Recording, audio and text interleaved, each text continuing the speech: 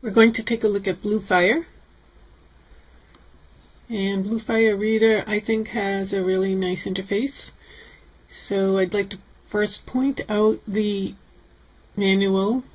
It's the Bluefire Reader User's Guide, and I think this is a very helpful feature.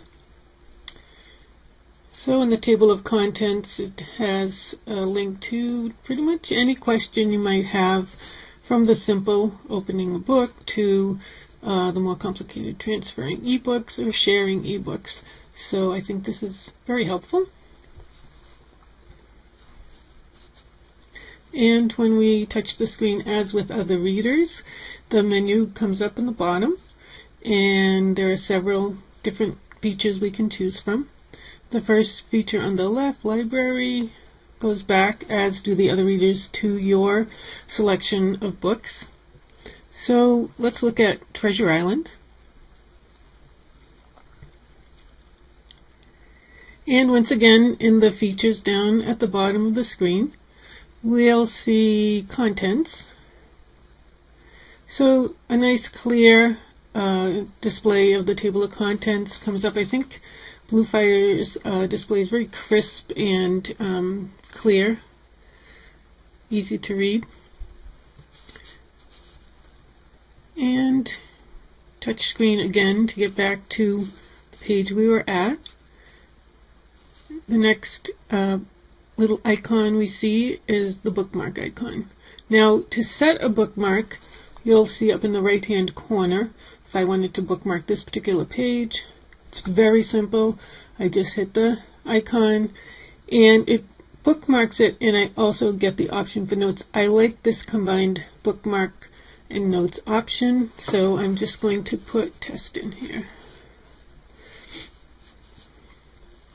And it's simple. You do hit save, and if you go down to the menu on the bottom now and just touch the bookmark icon, you will see the bookmark that with the note that I just added. So that, I think, is handy, and it's very easy to bookmark and insert a note. As far as navigation, it's the same as most other e-readers, where you press the right side of the page and the pages move forward in the book, and you press the left side of the page and the pages move backward in the book. You can also slide the pages, so that's a similar feature to other readers as well. Let's look at the search feature. This is a feature I like very much. So let's search river.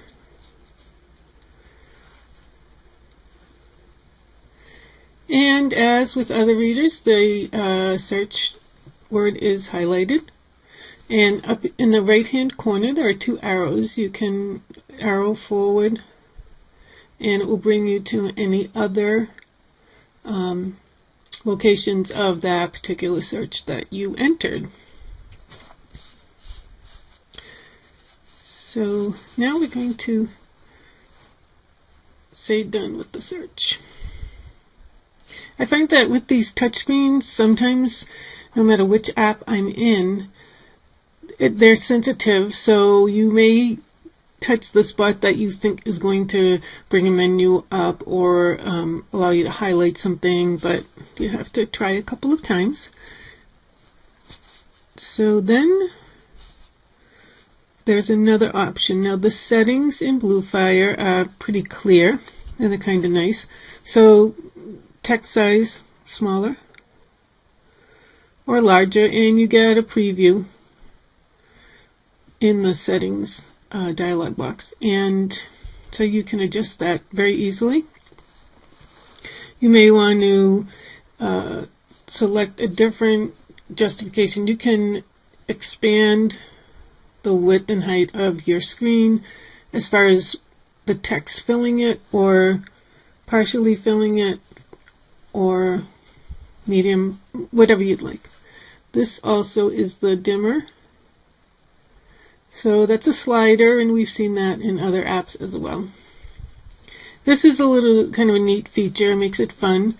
The page turn option, you can have the pages flip, slide, fade, or cut. So I have it on slide at this point. I'll change it to flip. And then you can lock the orientation. As you know, iDevices like the iPad and the iPhone often adjust whether you're holding them portrait or landscape. I'm not going to lock this feature at this point. Night mode on, that's available in the other apps that we've looked at as well, where the back of the screen is dark and the text becomes white. And a handy feature, if you would like, is page numbers on.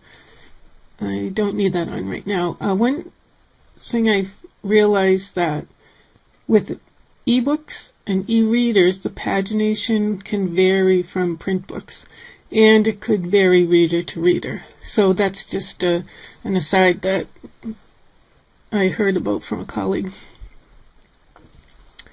So very simple. I found that this app was probably, for me, the easiest to learn. It was the most intuitive. It was very clear. It is very clear. It is easy to navigate through, and it's easy to use the different features. And it is kind of neat because I like the interface, very clean and clear. So it's a nice app.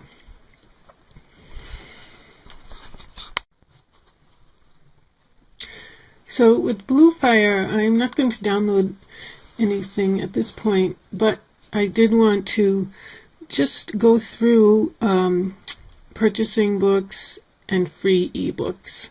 So let's try the free ebooks first. And it just gives you a few tips on how you can access the free ebooks and download them to be read in Bluefire. And we'll go back to purchasing ebooks, and it just talks about the Get Books feature. So most of the apps that I've looked at today, the three apps, the Stanza, iBooks, and Bluefire Reader, are pretty easy to use as far as downloading. You do oftentimes have to set up a username and a password. You need an iTunes account for many of the applications and readers in order to access any things on the internet that you wish to buy. Of course, for each reader and each vendor, there are different types of compatibility situations or purchasing limitations or features.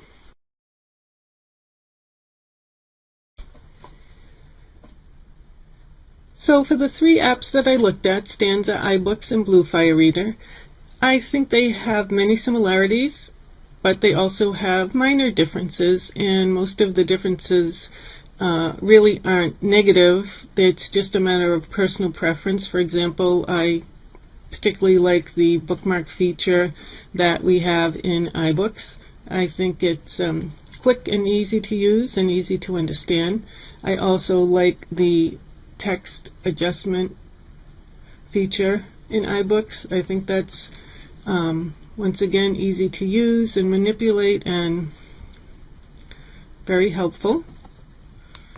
They're very similar as far as navigating through the pages, either sliding across the page or touching the left or right hand side of the page.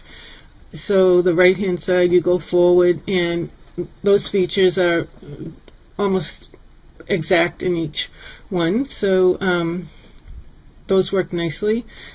In each reader you can resize the font, you can enlarge it or make it smaller, and you can also change the font type. So those are pretty nice features which I think were comparable in each of the readers. As far as the display of the illustrations, they were clear in each of the books. I think in iBooks, the fact that the display is similar to a traditional book, that's just kind of a neat feature, and the fact that you can double tap on an illustration and it opens in another page, I found that to be very nice. If you downloaded textbooks or technical instructional books, the nice thing about each of these readers is that they have a highlighting feature, they have a bookmark feature, and they also have a notes feature. So I would say that would be handy to have when studying or researching. Each of these readers has the feature of dimming the screen or brightening the screen, and in most of them you can use a hourglass icon where a slider appears and you just slide the little button back or forth to make your screen brighter or dimmer. One thing in Stanza that I did like is you just slide your finger down the middle of the page and that dims the background, and if you slide your finger up the middle of the page, then it lightens the background again. I thought that was very handy.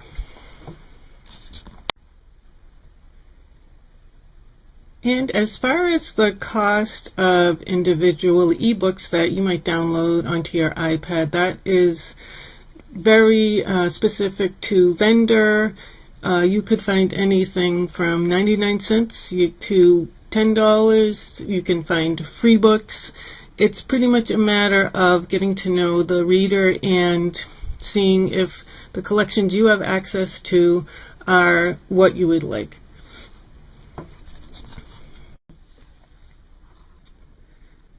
So of the three apps that I looked at, Stanza, iBooks, and Bluefire, they have some similar features. They have features that vary just a bit, and much of it has to do with personal preference.